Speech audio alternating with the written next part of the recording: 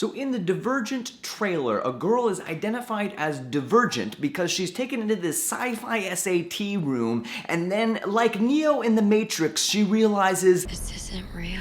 You think? You just put on a virtual reality headset and we're instantly transported into a mysterious glass box that is filling up with water from no apparent source, and all it takes to be identified as Divergent is to realize it's not real?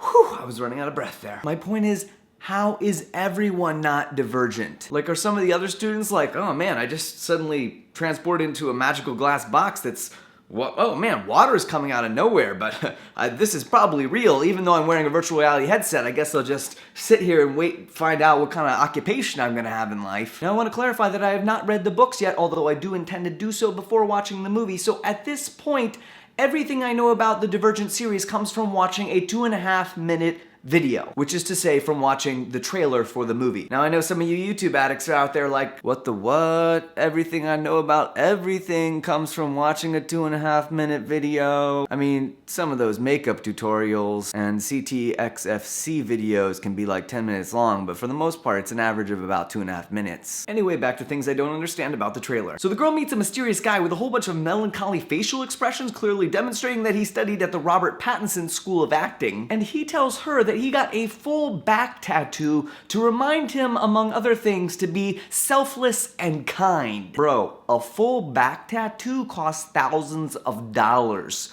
Wouldn't it be more selfless to donate all that money to charity? Also, ladies, if you ever meet a mysterious dude who takes off his shirt and tells you that he had to get an entire tattoo on his back to remind himself to be kind, that's what we call a red flag. All right, you don't need a tattoo to remind you to be kind that covers up your whole back.